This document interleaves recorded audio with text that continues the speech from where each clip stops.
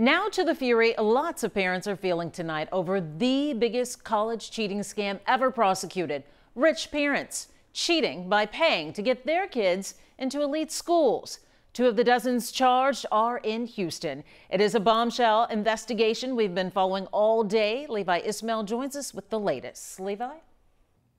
Bogus athletic profiles and bribery. It's all part of the country's largest ever college cheating scam. Now, 50 people have been charged, including 2 right here in Houston.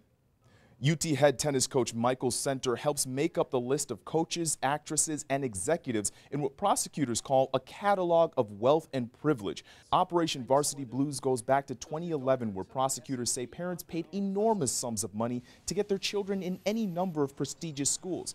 Just how much? Some paid anywhere from $15,000 to $6.5 million, all funneled through this man, William Singer of Newport Beach, California, and his nonprofit Key Worldwide Foundation.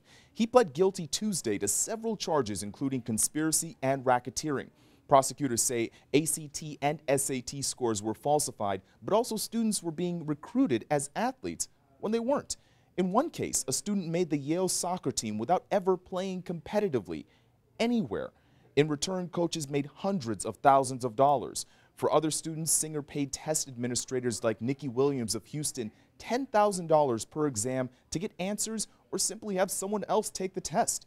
Parents simply deducted bribes from their federal income taxes because the money went through a nonprofit. It's not clear if these students will have to leave their schools, but what is clear is that jail time for their parents is not out of the question. For a full breakdown, including the local charges, head out to our website at khou.com. Guys, back to you. Levi, thank you. What an ordeal there. We'll continue to follow it. Now, there's families who